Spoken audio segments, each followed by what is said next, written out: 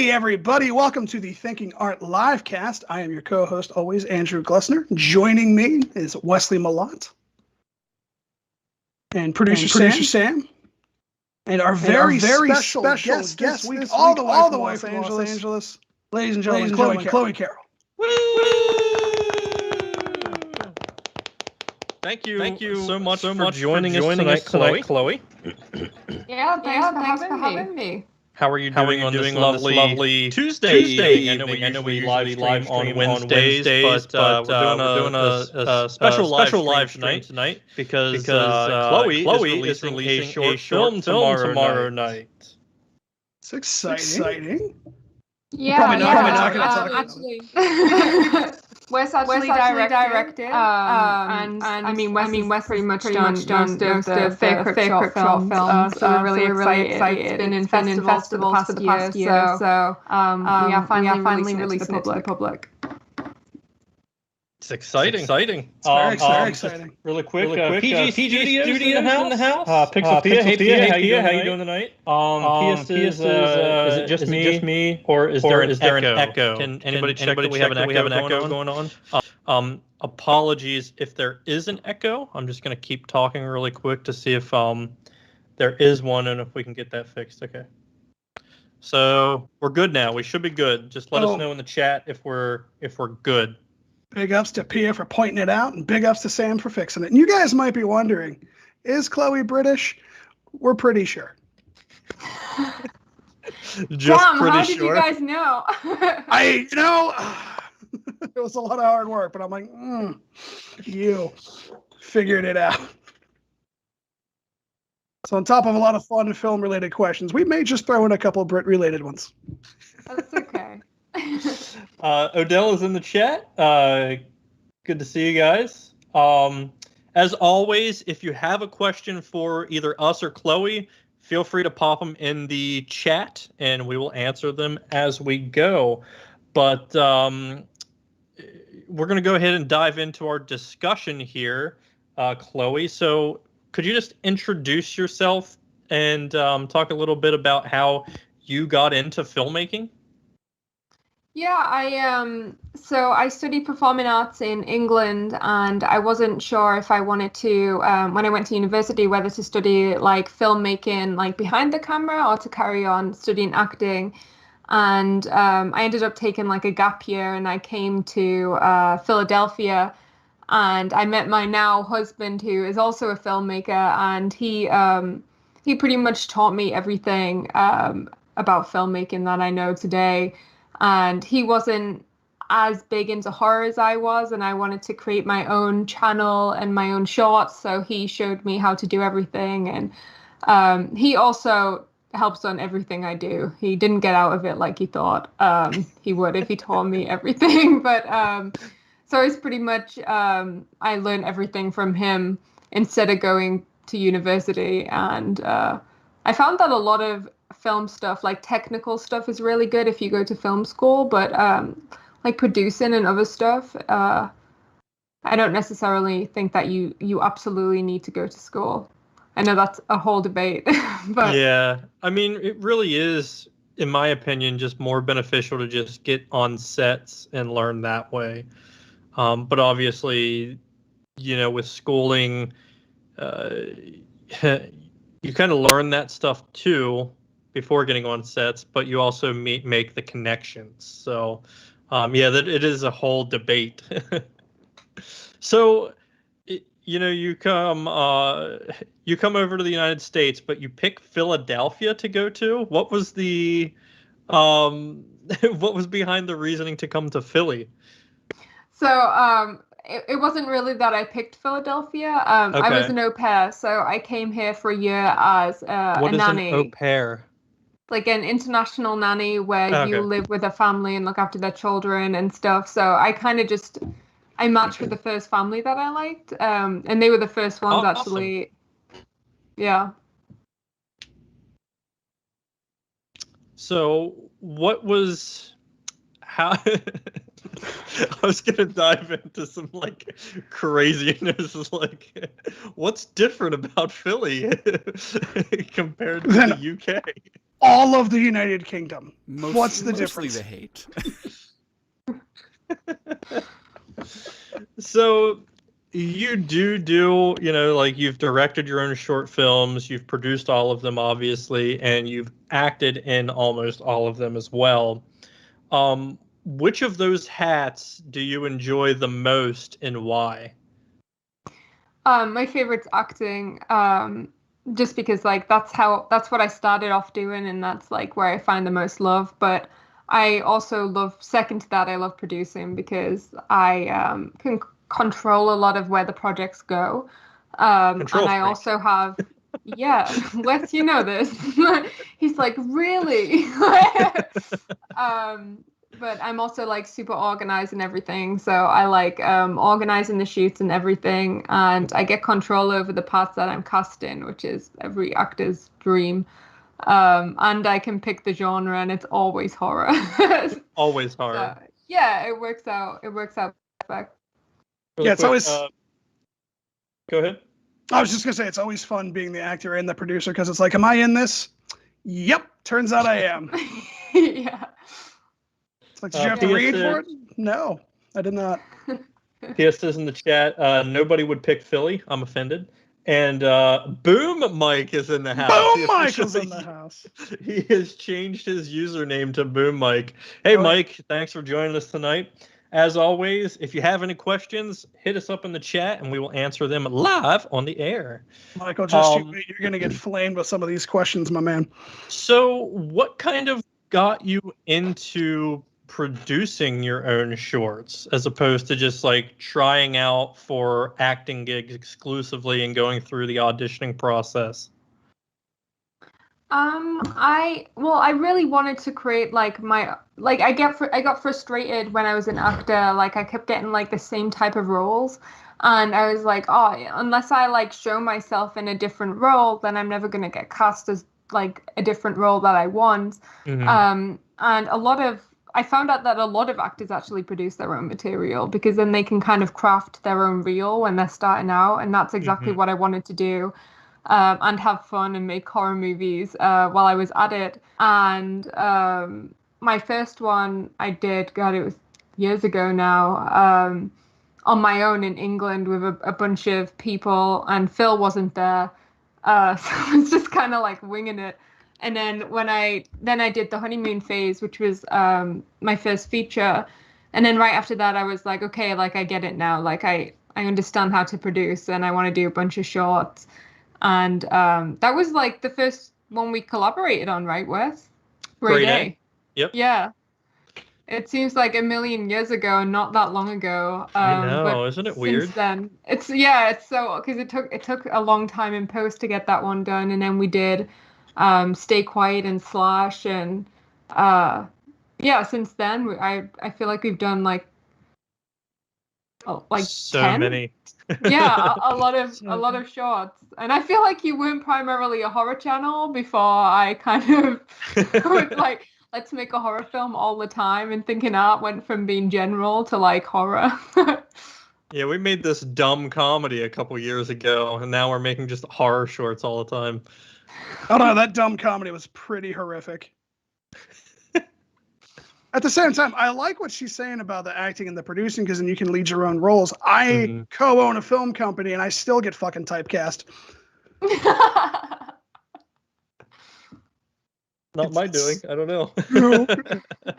It's like, hey, what if you play the dipshit in this one, Andrew? I'm like, I mean, I've played that like the last 20 title and under. Yeah, that's fine. I mean, if the shoe fits, why try to put it fits. The other the one? Dipshit shoe fits. Fits the dipshit. That's what it. Mike says in the chat, I've been begging for them to make a good Christmas movie, Hallmark style. He really actually has just a nice, cheerful, happy ending and everything. And I was like, well, can people die in the Christmas movie? People die on Christmas all the time. Getting real dark here. It's a dark Christmas. It's a wonderful dark Christmas. So, Chloe, you produce your own projects, you act in them as well. as well as sometimes you're directing the projects. How do you balance all of these roles on set and before? So I don't direct anymore. I did it a few times on our shorts when I was kind of deciding on what roles I wanted to play. Like I've done SFX. I enjoy doing SFX too. Like I think I saw you did SFX on something again, right? I did, yeah, on a short awesome. film. And like I like doing like not the big prosthetic stuff, but like the little stuff. Like if I'm already going to be on set, like I might as well do it. I'm used to doing like low budget shorts and stuff. Mm-hmm. But I found the last film I directed was Ticks, and it was like a 3-minute short film, and I found acting and directing in that overwhelming. It was a 3-minute short, so like since then I've just been like, like I just want to concentrate, at least as a producer. A lot of the producing and the producers I work with, like I'll do a lot of the stuff on the front and the back end, but like on set then I can just be the actor. Pretty much, and then they take over for that, and then I come back in. Is normally the kind of arrangement which works perfect, because it can really, especially if in most of the horror shorts, they're not like super dramatic parts. They're normally like pretty simple characters for really short films. But I think if you're trying to give a good performance, it's hard sometimes if you're like, oh, did it look good as a director? And you're like, how long have we got left in this location? Yeah. So it gets like to be a lot, and then you start being able to tell, and then I feel like I'm just a bad actor. So I don't really do that anymore. It's always my goal to just be as dramatic as shit any chance I get for any reason. Cameras have to be on. Drama, baby. We're out of bananas at Crafty. No! I've cried several times because of that. I always say, 3 bananas, it's in the rider. A banana rider. I actually have a banana rider, don't I, Chloe? My banana rider? Yeah, he does, because he gets cramp really bad, and then he's out for like 3 hours. Bananas and lemonade. Yeah, every hour on set now, I'm like, Wes, do you need a banana and a water? And if he's like, no, I'm like, I'm gonna make you have it. Like, you're affecting the Chloe's basically my set mom. She's like putting one in your face, just like. You sure you don't want the banana, Wes? Wesley. Well, it's halfway up his nose. Eat a nana. Eat a nana for mama. Pia says, I want a musical. She doesn't care if it's bloody. A horror music would be fantastic with dance numbers in it. Chloe, what do you think? A horror music with dance numbers? I actually have wrote a horror short musical, and I am thinking about making it. Yeah, I feel like I pitched it to you. Maybe you have, and I just forget. I need to find, like, I need to write the music for it. That's the only thing I don't have, because I'm not musical. But the main, like, plot of it is, I'm so bad at pitching, but it's a guy, and you see him getting ready for a date, and he's, like, in the bathroom mirror, and he's, like, singing about, like, how excited he is to meet, like, his love. And then it cuts to a girl doing the same thing. And then all of a sudden, like, the shots reveal that he's a serial killer and he's getting ready to kill her. And then on her side, we see the same, and she's also a serial killer. And they're both serial killers, and they don't realize they've matched with each other. So they're both planning on killing each other, but it's really, like, happy music. Like, they're singing about, like, meeting their dates, but, like, the plan is to murder the other one. And then when they try to kill each other on their date, they realize that they're actually in love because they're both serial killers, and they've never found someone with, like, such a passion for the same thing. So it's, like, really, like, corny, like, bloody musical, and it ends with them, like, killing someone together at the end, you know. Classic Crypt. That sounds way cooler than I thought when you said that initially. I was like, huh. And then I'm like, holy shit. Okay. Yeah, lots of blood and happy singing. It's going to be, like, crazy creepy, but I just have to write the music, which I don't know how to do. So I'm working on that. Just get Christian Bale. There you go. Pia, ask and you shall receive. Yeah. Just all Huey Lewis backing. That would be perfect. I'm a fan of the idea. Let's do it. Real quick in the chat, Mike says, "Don't get me started." I forget what he was talking about there. Probably about not doing any Christmas bad, happy ending movies. Moses knows. Moses in the house. Thanks for joining us, Moses. He says, "I love ticks. Really creepy." Artemorbid, Frank is in the house. Hey, Frank, how you doing, man? It's been a while. Good to see you. P.S. says, "That sounds like the perfect horror musical. Make it happen." Chloe, see, you got a fan already. Yeah, I definitely want to make it because I will. I'm working on it. I promise. I like how on the live stream, did Andrew you just cut to me shit dropping shit?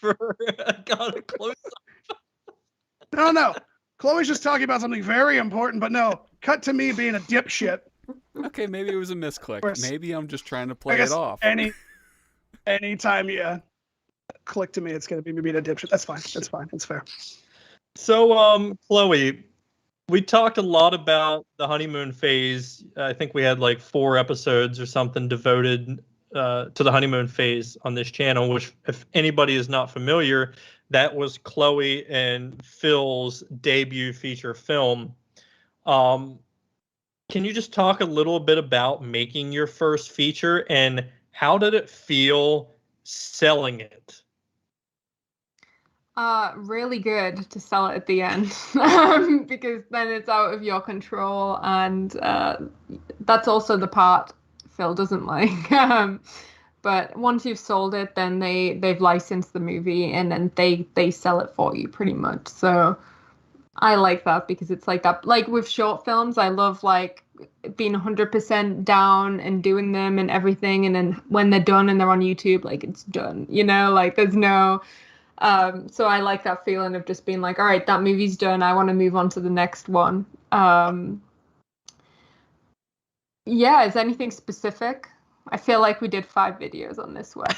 Well, yeah, if you could just recap all 5 of those videos really well. So it's, for example, making it like, I mean, I know your first feature can be daunting. What did you think was one of the more challenging things that you guys ran into that you just weren't ready for while you were making that?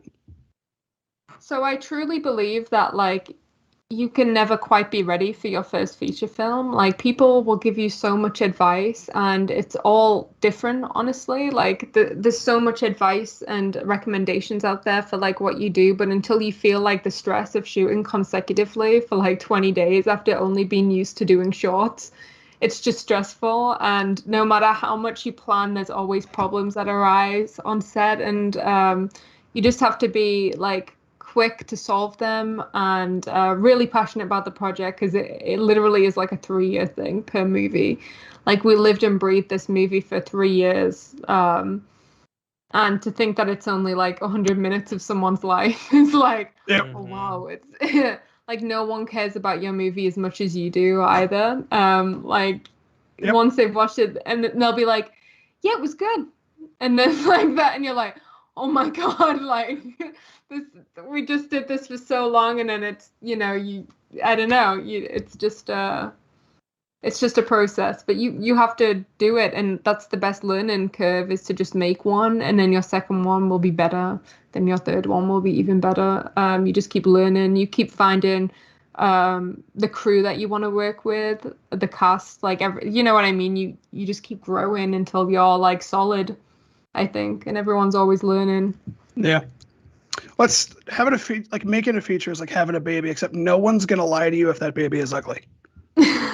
No, they're not. They're definitely not. They'll tell you exactly how they feel, and that's good, because that's how you learn too. If they have like constructive criticisms, or like another thing is that like no matter what you do, people will love and hate you for it. Like so, like when we did test screenings of this film, like 50% of the people loved the things that 50% of them were like absolutely awful, you should quit. Like so at the end it's all opinions, and you just have to pick what you think is best and just hope for the best, because people will love and hate the same scene. Oh, and God, you yeah. won't know what to do. And then you just got to kind of hope that 50% core who love it sticks with you. Hope that you can build an audience around that, and you can just get a little 50% here and there and everywhere. And Yeah, and it's normally on like the extreme stuff. So if there's like a really extreme moment, like people will like be like, "Wow, I'm so glad you went there," and people are like, "Why did you go there? Like too much." it was a bit much for me. Thanks. I'm sorry. Yeah. Oh yeah. Yeah, yeah, and you realize like people are very like sensitive to certain things, and then people are like, push it further. That's what we want. So it's yeah. And if you've watched the honeymoon phase, we do push some things. So you know, I get it. If you haven't seen the honeymoon phase, where can people watch it, Chloe? You can watch it. It's on Amazon. You can watch it free on Vudu and Tubi right now. So no Nice. excuse. It's free. Now, when you say Amazon, is that the British Amazon or The US Amazon. Nice. Okay, I'm done. I'm sorry. I'm going to stop doing that dumb shit. I swear to God. Andrew, so before we were gonna we come up with this list of questions that we're gonna talk about as like a bullet point. Andrew was trying to throw in as every other one something related to Britain. Like the third question was like, so tea, what's up with that? It's good. I mean, I didn't prepare a speech, but it is very important, a really important part of being British. If you actually cut me, I bleed tea. It's that important to the culture. There's a really funny quote from Ted Lasso. Have you seen it? I have seen the first episode. I thought it was funny, though. Yeah, the first episode where the general manager is giving him a cup of tea and he tastes it. And he's like, I always thought that this would just taste like brown water. And you know what? I was right. No, thank you. And hands it back. It's great. In the chat, PGC Studio can't speak. PGC Studios asks, for everyone, how has making a feature made you a better short filmmaker? That's a good question. Chloe? It definitely... So it just makes you better at your craft because you have to do longer content instead of focusing on like almost like short scenes for a short film. You have to be able to carry a whole story and you have to think everything through for that story. So like how does something that happens at the start affects like the character later on and just like a bunch of stuff that you don't have to deal with in short films. So like you can carry that through to when you're making short films.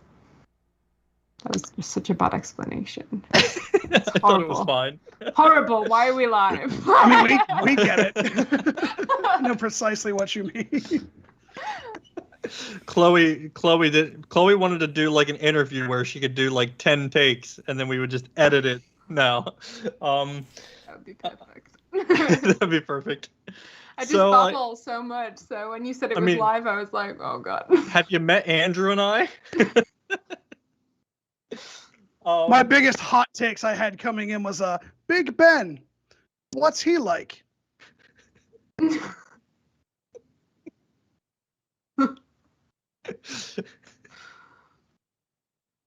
what I'm bringing to this party, Chloe. As for me, I don't really know if I can answer that because like Andrew and I's experience with like making a feature was, you know, at the very beginning of our filmmaking careers when we realized like we are not ready for this. Well, no, and that's the problem with that too is our features for the most part the crew was just me and Wes.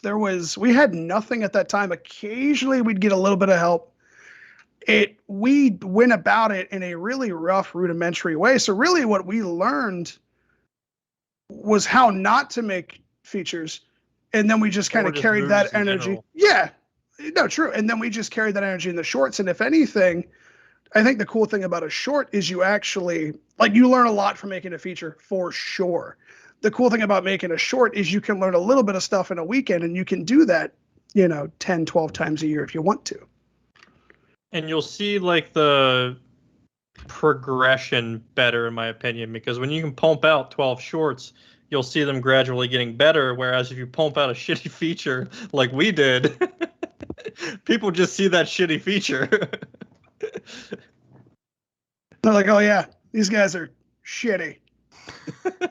Which, again, no one will ever see our features. Look, if someone out there is willing to pay enough, I will give you both of them. In the chat, let us know. Bidding war right now.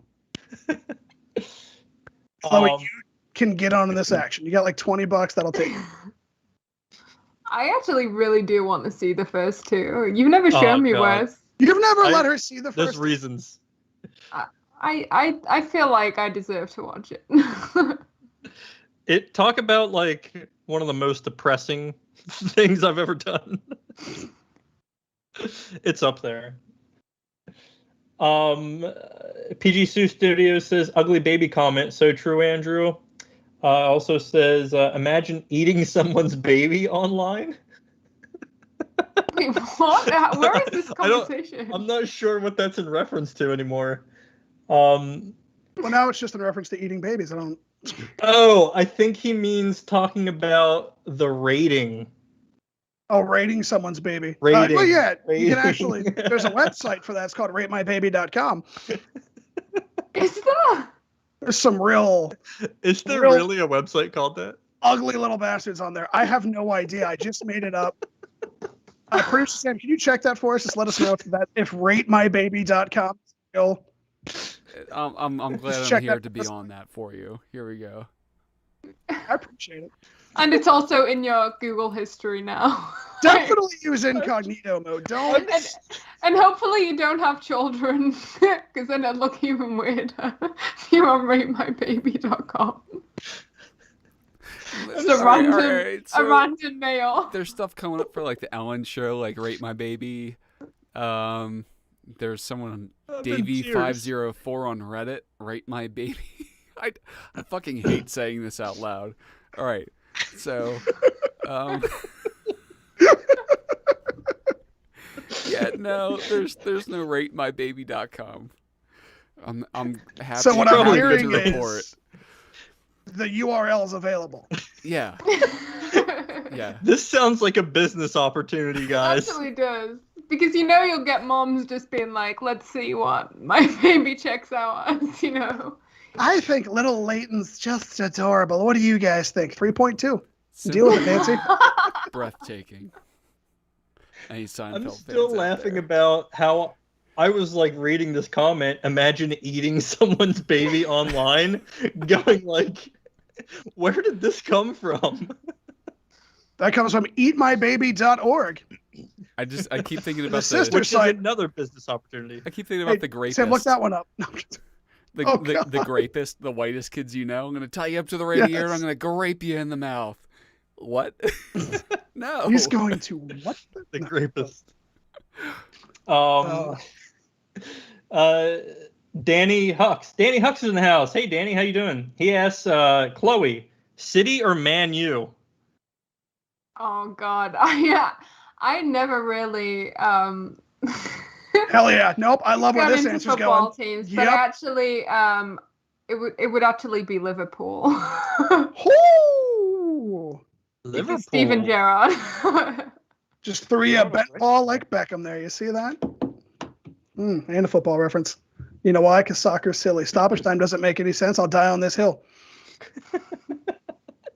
We've had arguments about this before. Oh, long, drawn out. Is Boom Michael still in the chat? Because I'm going to get him heated tonight.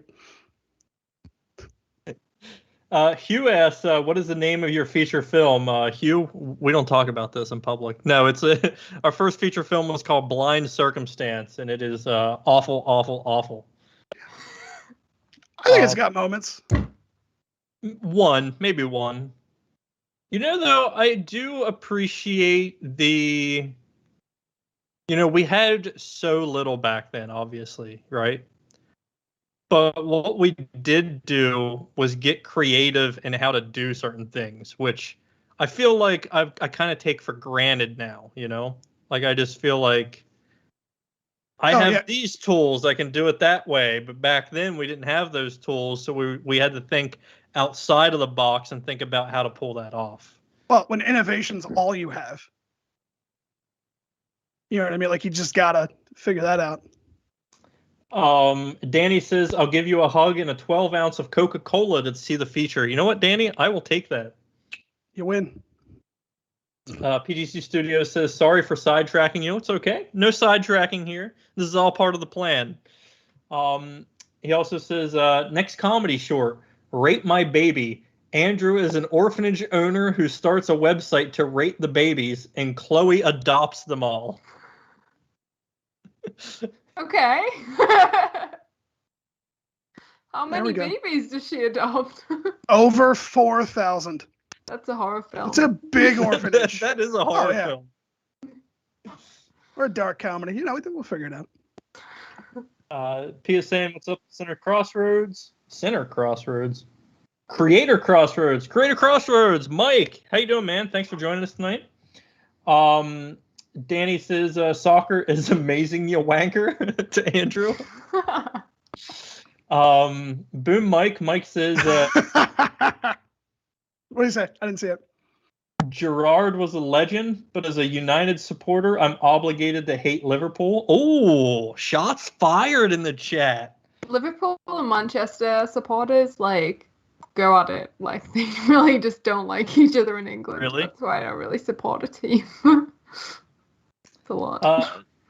Danny says, "Rate My Baby" is 101 Dalmatians, but with babies. There you go. We're getting further into the creative process, and we're not even trying. This movie's half written. So, Chloe, what is it exactly that attracted you to the horror genre? Can you just talk about a little about I can't speak apparently. I'm just repeating the word "about" 5 times. Can you just tell us, like, I guess, what got you into horror and what as a genre, and then what made you interested in, producing your own horror movies? So, I feel like I get asked this question a lot, and I was actually curious myself because I was just like, oh, I feel like I've just always liked horror movies, and then I really thought about it. And as a kid, it's always that genre that you're not allowed to watch. There's always like a Nightmare on Elm Street DVD somewhere what you're not allowed to watch yet, and it's always kind of this like naughty thing that you can't do when you're a kid. And so I obviously wanted to do it. Like, that's the reason. And then I had divorced parents that both had different rules for what films that I could watch. So I would get around watching any films that I wanted to watch, depending on whose house I was at. And I would watch horror films, and if I was frightened, and I remember my dad told me when I was real young, he was like, "It's just ketchup, it's not real blood." And then I became like fascinated. I was like, oh, so it's all like make-believe. And when you're a child, that's like make-believe is like the biggest thing. And then I started watching the behind the scenes of like films and stuff and how they made them, mostly like monster films like The Mummy and The Deep Blue Sea is like my favorite. And then as I got older, I got interested in like how they're made. And that's why I wanted to be an actor. And then when I started doing filmmaking, I was like, oh, I can actually create stories myself. And also, and this is probably a big part of it, I am like an adrenaline junkie myself. And I love like roller coasters and skydiving. And when I watch horror films, I get that like adrenaline feeling because you're frightened, and it's the same kind of thing. And I was reading an article on horror lovers and adrenaline lovers being almost synonymous with each other because they like the feeling of being frightened because it raises their adrenaline. So it's almost like factual too.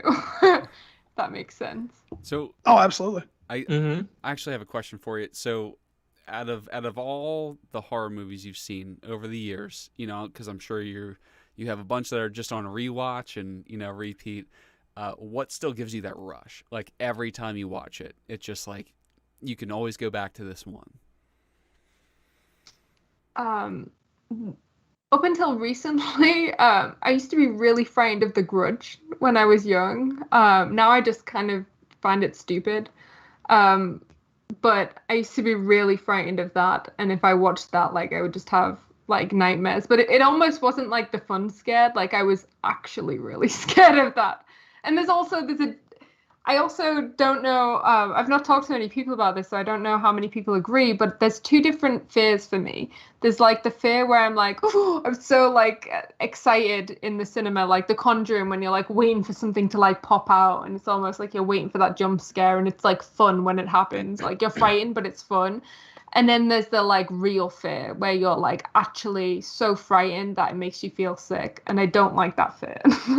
Like, I don't like the real fear, but I love, like, the reason I love like movies is because it's like a controlled fear. It's like, it's not real, you know, it's just going to create that adrenaline, but you're completely safe. Like, there's no actual horror. Like, if I was watching Chainsaw Massacre, like, that's, you know, like, it's that like, oh, someone's going to get you kind of fear. But if someone was actually chasing me with a chainsaw, I wouldn't find that like fun. Like, that would be like the awful fear, like the not adrenaline. I don't know.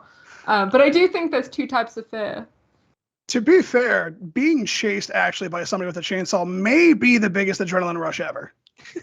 Yeah, like, if you've been, even when I go to those like haunted house places where they have the fake chainsaws that like smell of gasoline and they're really loud, like, I like feel like, oh my god, I like, it's like fun because I know it's like fake, but it's also like borderline, like, I'm like actually really scared too, and I don't like it. You're like, this is close as I want to get, thank you. Yeah, like, I'd like to make this movie, but I don't want to be in it. Like, a lot of those, they actually use real chainsaws, it's just they don't have any chain. Yeah, and I just find that terrifying. Like, this one actor like pressed it against my shoulder, and I didn't think that was funny. I was like, I know it's the real chains, like just in case, like, because then you're like, what if it is real? Like, everyone's watched them horror films where like it's a haunted house, but then it actually is real, and then you start thinking that. Mm-hmm. We went to one where we went on a special night where it's like anything goes, where they're allowed to kind of do whatever they wanted to. I mean, obviously within reason. And I was like, well, this seems interesting, because my thing is like, you always get the jump scares from a haunted house, but what I never get is like a true feeling of terror. So I was like, I want to see how this goes. And like, it seemed fun at first. And then after like the 13th time, somebody just rubbed like pudding on my face. I'm like, oh, this is just annoying. Oh my God. Like, all they were doing, like, it would just pull you away from like, the group, like put you in a cage and like just smear pudding and stuff all over your face, like it was pretend poo and blood and stuff. And I'm like, oh yeah, this is just annoying. I'll never do this again. There's a documentary on a place where I forget exactly where it is, but they like basically torture you. They do, yeah. I know what it's called. It's called McCamey Manor, I think. Yes, McCamey Manor. Yeah, like, it's like not like a fun horror place. It's like, like it's like a weirdos go there. It's like really fucked up what they do to people there. Yeah, that guy's a fucking psycho. Certifiable. Yeah. So steering the conversation back, Chloe, you're on here for a reason tonight. You have a short film coming out tomorrow night on Fear Crypt channel at 8 p.m. Eastern. Is that correct? Yeah. And then on Thursday night, it'll be released on Thinking Art channel. So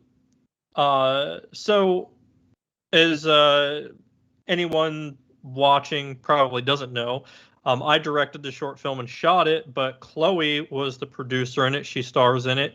And she also had a hand in the writing and development of the story. Can you just talk a little bit about how you came up with Alicia? So me and Brittany Stamen, she does a lot of our movies too. We were having a road trip to North Carolina for the Sick Chick Flicks Film Festival, where we were going to watch, I think, Stay Quiet. Yeah, it was Stay Quiet. And on that journey, because we were in the car for like 6 hours each way, I was telling her, like, we were just talking about like different ideas we'd had and stuff. And the one idea that I had, which I like was obsessed with and I wanted to put into something, was a vampire who had a child who didn't want to ever turn. So he was an old man and he was dying and he never turned, and the mother was a vampire, and how that would affect someone emotionally if their child decided that they didn't want to be like you so much that they died. And how like a vampire would internalize that and know that they have to live forever, and that any children that they had would die. And I just thought that was really like sad and interesting. And I wanted to put it in a horror movie, but I'd never found the right story. And then while we were on that trip, me and Brittany like came up with the idea of Alicia, and we built some characters around it. And then we made the short film and we loved it. And we actually have a whole feature film wrote for it. It's called Need to Feed. And it's like the origin stories of Molly. And we're so excited. We're currently trying to get investors interested so we can make the movie either this year or next year. But we're so excited about it. We love the characters. You'll meet the characters that the script is based off in Alicia tomorrow. And yeah, hopefully we can bring a feature film to you guys soon. That's awesome. Congratulations. That's very exciting. Thanks. So what was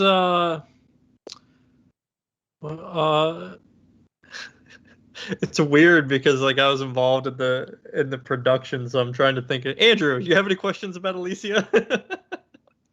I'm trying to think of questions, but I'm like, I don't know. I'm so close to it, I guess I can't really think of any off the top of my head, you know? Yeah, well, and that's, as I was listening to her talk, I was like, okay, that's a question I was probably going to ask you. Just answer it. That's awesome. And it's like, as you kept going, I'm like, oh yeah, these are all questions I would have had. You're killing it. Amazing at it being interviewed. Just stealing all the questions from.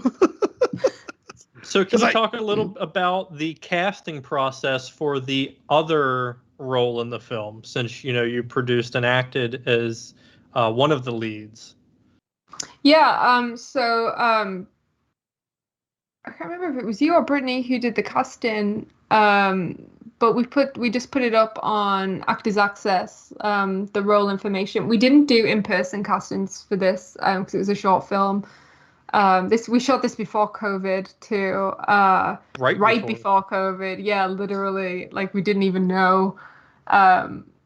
Which is funny because like in the film, like there's, I'm basically like spitting blood into the other actress's mouth at one point. Like this is right before, like if we'd have thought COVID was there, like all of that would have been cut. Like, and then like, but we did the film before we knew. But I met Rachel on another feature film that I wasn't in, but I was doing the SFX for it, and she was in the feature film, and we talked very briefly, and then she auditioned for the film, and we were watching all the self-tapes, and she was the best, and so it was cool because I already had met her once at least, but it is hard. It is hard, and like to do like love interest roles without like a chemistry test. So like when we do the feature film, there has to be, because that's like a legit thing that if you don't have chemistry with someone, like when you're acting, like people can tell straight away. They're like, oh, don't feel that, especially if it's like a love interest role. So that's something we'll do with the feature. Mike asks if you would ever want to shoot a feature back in England. If I had money, then yes, but like all the crew that I like working with are actually in Philadelphia. So like even I've been in LA for a year, but I'm still new because like everything was shut for most of the year, so we didn't even like leave the apartment. But like I don't know many crew members here, so like if we shoot Need to Feed, it will be back in Philadelphia. The other feature film that we're trying to get off the ground and that my husband's directing will most likely shoot in Philadelphia because that's where all our connections are. But England would be cool, but it also daunting because it would just be like a bunch of crew members you don't know, and you always want to work with people that you know and you know what to expect and you know how they work, and like I've just done so many shots in Philly with you guys, and I just know it works. So like just going with like a new DP is like even just really scary. You're like, oh my God, like I don't know how we'll like, I don't know. Overthinking. Danny says, I went to one in Kentucky that they would chase you around with leaf blowers. It was still kind of scary. It's kind of funny. That's every time you go to like tell them to stop, they just hit you in the face, and you're just like, it's not funny. I can't breathe when they do that. PGC Studios asks, for everyone, what short film should every filmmaker see? That's a good question. Anything we've made. And I know the answer to this. It's Alicia. Alicia, tomorrow night. There it is. Boom. And then after that, it's every film on the Fair Crypt and Thinking Arts channel. Like that's what every filmmaker needs to see at least. You can learn a lot. 12,000 times. 12,000 times. My non-biased answer it's just literally the first one that popped into my head because like I was thinking like, what short film? Well, I'll just go with my original answer. There was this short film that was nominated for an Oscar a couple years ago. I can't remember what it was called, but it was basically about a psychiatrist who was interviewing somebody that said he was the psychiatrist. So it was basically two people arguing back and forth about them being the psychiatrist. It was creepy. Very entertaining. If anybody knows what that's called, let me know in the chat. I think it's called RateMyBaby.com. With a T. That's going to be our next movie now, isn't it? Is that T not reading? Am I not hitting that hard enough? You're not in the T hard enough. PGC Studios asks, what's your favorite moment on set from Alicia? What was yours, Wes? So for me, filming the slow motion sequences, because that was really like one of the first times I had experimented with that in like a narrative setting.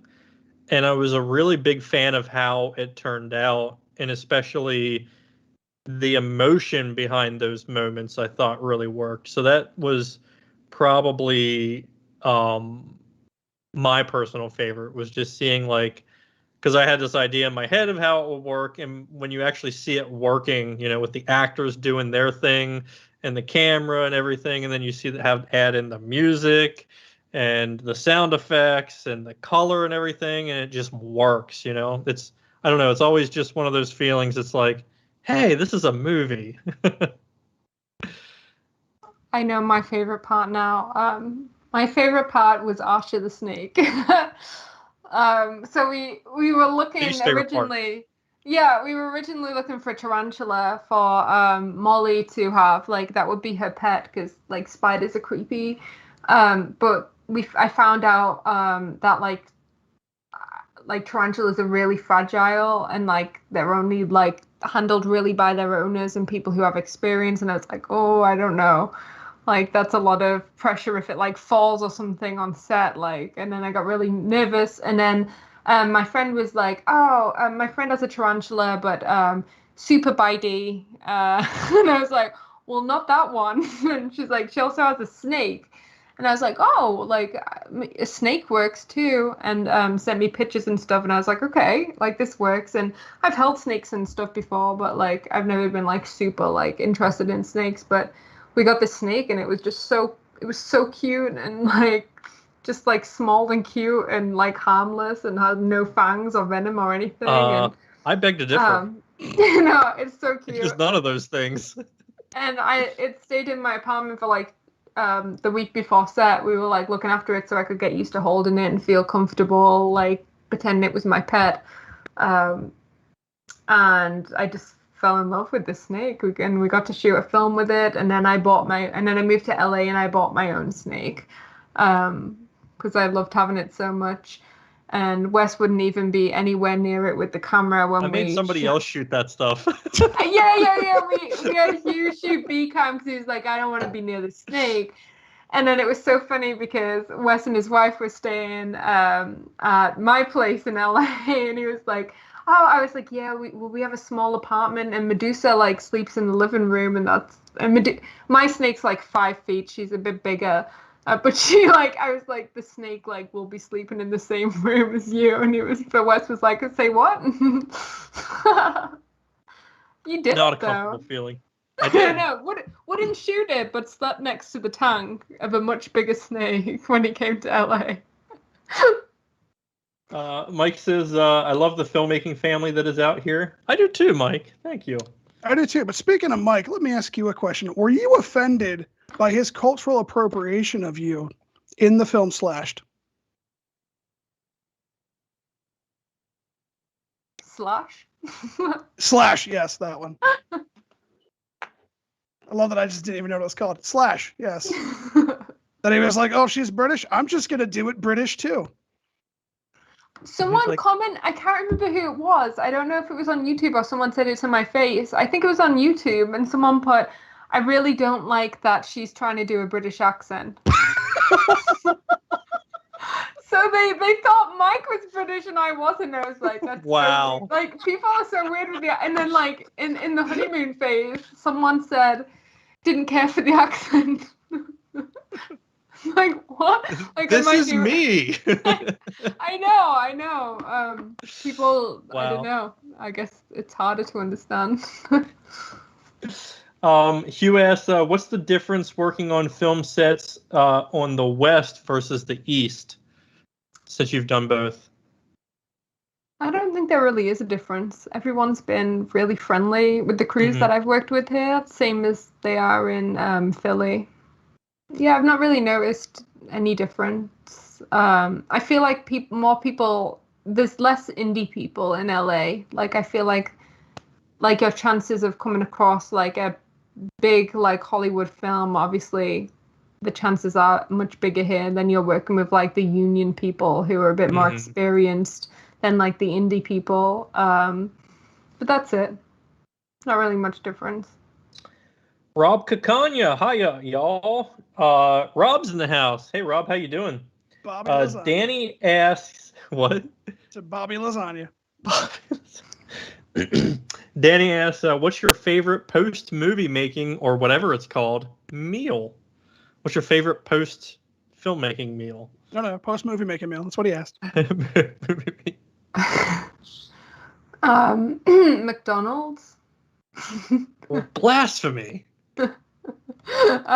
Just like normally by the end of a shoot, like you don't really eat much, so then you just like, I just want a big fat milkshake and a burger, and that's what I always do.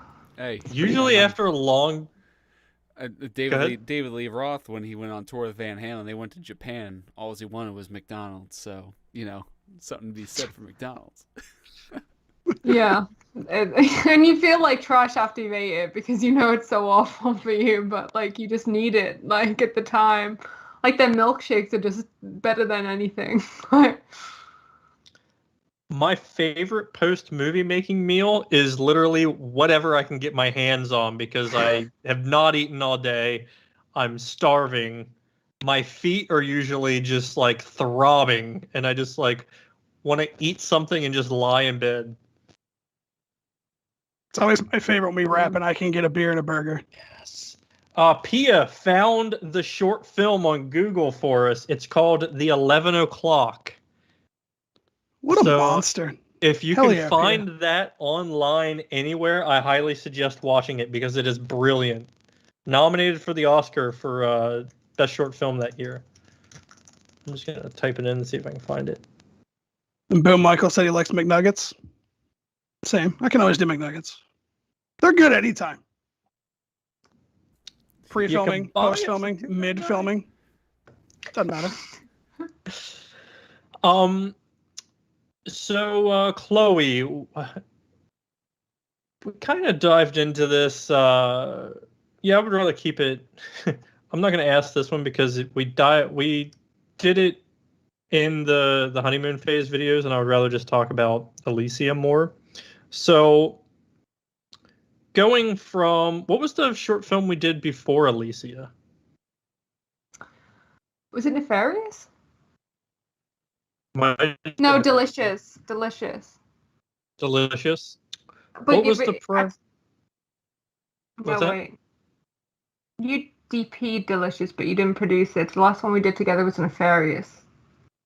So, what was kind of like the difference between like Nefarious, which was a 1-day shoot, pretty quick, versus Alicia? Well, a day with a half day of pickups. Yeah, it's never 1 day with Wes, by the way. Like, if you ever work with Wes, there's always a half day of pickups. Or slash a whole of a day of shooting. Do you remember that? We were like, we'll shoot for 1 day, and it ended up being like a 3-day shoot. Well, Slash was always supposed to be 2 because of, well, like 1.5 because of the beginning of the movie. The beginning of the movie was an entirely different location. Yeah. That was actually in my mother and father-in-law's garden. And I was like, can I just bring a film crew here and can we shoot this? And then all of a sudden they see this girl running in a bra at like 11 p.m. screaming, covered in blood. She was covered in blood, absolutely freezing, barely dressed. And I was like, yeah, I'm just making a horror movie. They were like, okay. So what's it like, doing like a 1-day short film versus like the 2-day where it was a lot more like prep and time? I was going to answer the question with my... Yeah. Control yourself, Wes. This is my interview. I think more stress and more tiredness. It's the real only 2 things. It's just more of all the bad things. You make it sound so lovely for anybody that's just considering getting into filmmaking. No, I know, I can't help it. It's like a real problem I have. People like ask me about stuff and I can't help just going into all the depressing stuff. But like, I wouldn't be doing it unless it was really really fun. And you do have so much fun when you're making it. And you become kind of like, oh, this is so cheesy, but like a little film family. And it's just fun. Yeah, it's fun and it's exciting and you get to create stuff and let your it's like being a kid. You get to let your imagination run wild and make up stories and film them, and it's exciting. So like there's so much good to it. It's like it's really hard work sometimes, but it's totally worth it when you see it.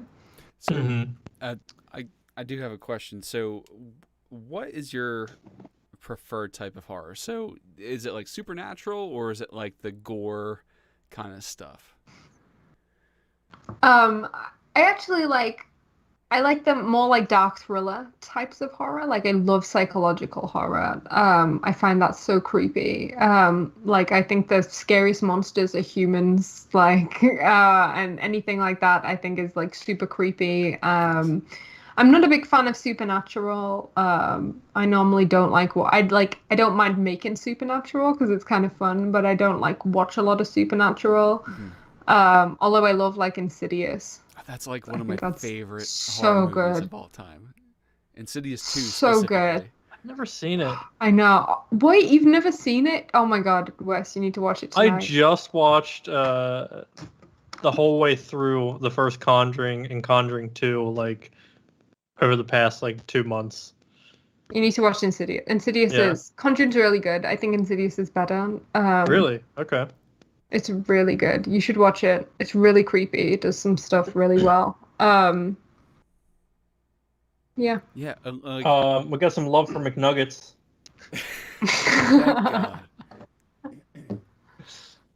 PGC Studios says AMC stonk to the moon or no? I don't know. Oh man. Me and Mike talk about this daily. I hope it goes to the moon. Danny says, I got to bounce, guys. Wubbies and stuff. Thanks for joining us tonight, Danny. Good seeing you. Absolutely. PGC Studios asks, and with that, would you rather make a theatrical studio movie or an art house streaming movie? That's a good question. Theatrical. Theatrical? There's just something about seeing your work on the big screen, isn't there? Yeah. It really is just an entirely different experience. Like seeing Stalked on the drive-in movie. Just shoehorn that one in. Where we got a hubby from Joe Bob. But that was really cool. And while I was there, I texted Chloe and I was like, you would fucking love this place because it is literally just 850 people nerding out over horror films. That's why I love the HorrorCon and film festivals, because you get to like walk through. It's like all your people are there. It's like most people are like, you guys are weird, and it's all the people like who you love, who's there, who loves the same stuff and can talk about horror movies without being judged. We're gonna start wrapping this up, guys. So get your last minute questions in for Chloe if you have them. Chloe, could you just kind of you have the floor to promote Alicia and anything else you're working on. What would you like to have the people watch? So yeah, if you are interested in watching Alicia, it comes out tomorrow at 8 p.m. Eastern Time.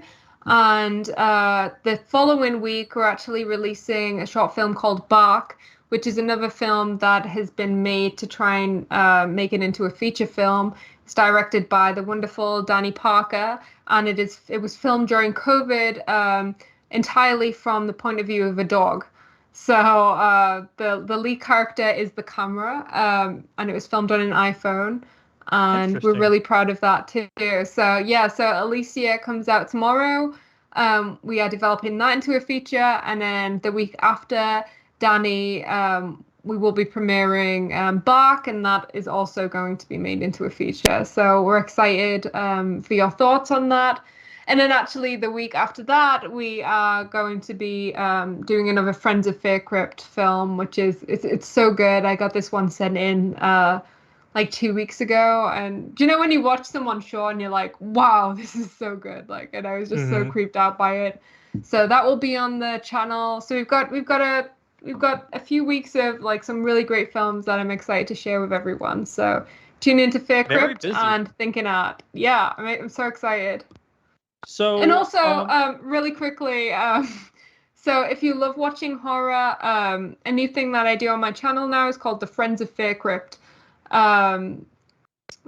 series, and it's from horror filmmakers all over the world, and there's some really great filmmakers out there who I'm so honored to have on the Fear Crypt channel. So check them out too. There's a whole playlist on the channel. Sorry, I was really confused at what just happened. No. I don't know. He's queuing it up. So I apologize, everyone. Yeah, that's all very exciting. And also, here's some cool news for anybody that's a fan of, Fear Crypt and Thinking Art working together. Chloe is joining us again for Short Scares this year. Yeah. Flying from LA. Nice. Flying in from LA to be a part of Short Scares, which we missed you last year. So this is definitely going to be fun having you back on board, creating a short film for everybody to watch during the creepy season. I'm so excited. Even when I came to LA and like I made a short film here, I was like, just feel like I'm like cheating on Wes. Like we always make our shorts together, and I'm like, and he can't be here. And then when you made one, I was like, Wes is making a horror film in PA, and we don't live there. And like, so I don't want to do it. So we're coming back. I'm excited. It's gonna be fun. Nice. Nice. Last question. What advice would you give your 20-year-old self? Oh, that's a really good one. I would tell her that, it's so cheesy, but to like never give up and care less about what people think, because everyone's going to have opinions on anything you do. And, you either don't do it because you care about those opinions, or you care more about yourself and you do it anyway. That's good advice. And would you echo that same advice if we're taking that same question and throwing it directly at filmmakers? Absolutely. People will always love and hate you for anything you do, literally anything, even if it's not filmmaking. So, at some point you've just got to do what you want to do and you've got to do what you love. And, you'll find lovers and haters no matter what. So just do it. Just do it. I want to get that Shia LaBeouf like meme up. That's the best thing I've ever seen. Yeah, just do it. Like, it's like I'm so bad at that, my own advice sometimes, where I'm like, oh, but I've got to do this and this, and then this could go wrong, and I just need someone to be like, just do it and stop talking about doing it and just do it. Like, all right, my rant's over. No, it's seriously great advice, and that's what I tell people, especially if they want to be a filmmaker. You just got to do it. You just got to bite the bullet. You got to learn it somehow. You got to fail and just repeat until you get better at it. And eventually you'll start to make some good stuff, but you'll make a lot of awesome connections and meet a lot of great people along the way. And also, I've got one more thing to say to that, because it's really helped me recently, is you will get so much rejection throughout your entire career, no matter what you're doing in the filmmaking department. And even when it gets you like really down, like my husband said to me, he was like, well, it gets everyone down, and it's only the people who keep on pursuing it that end up making it. So like it is depressing at some points, and then you have to, stop and decide if you want to continue doing it or not. And that's where most people drop. And then it's the people who continue that make it to the next level, and so on.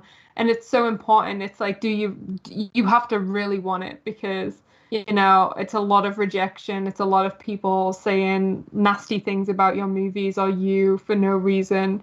And you just got to want it more than them. That's just how it works. And that advice really helped me recently. So just wanted to spread that in case someone's watching.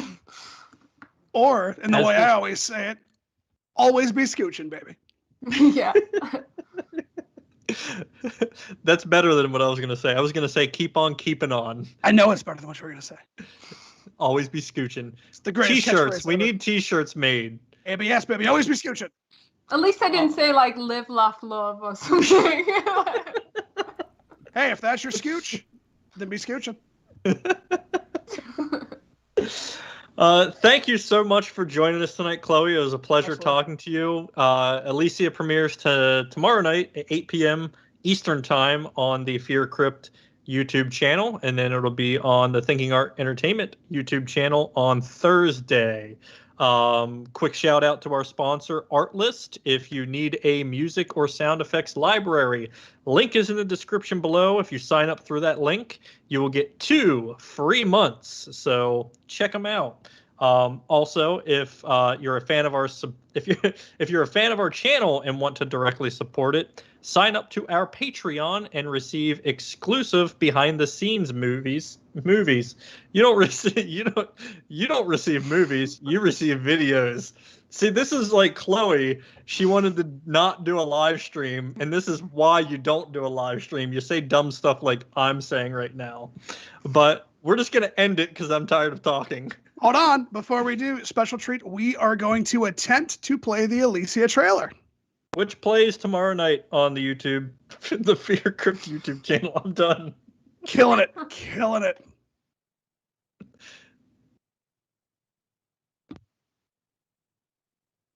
I'm going to start by telling you what it's like living with Molly.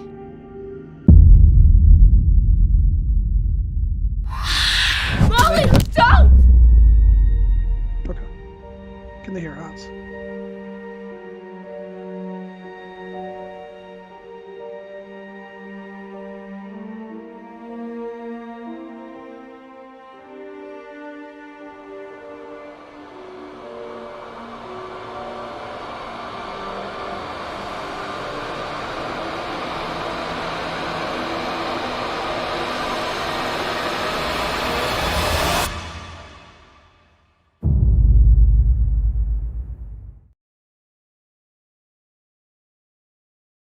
There it is, guys. Alicia premieres tomorrow night on the Fear Crypt channel, 8 p.m. Eastern Time. thanks as always, guys. We really appreciate you taking the time out of your night to hang out with us and ask Chloe some questions. And Chloe, thank you again so much. Tell Phil we said hey. Thank you so much for having me. Oh, it was our pleasure. Thank you for coming and talking to us. Have a good night, guys.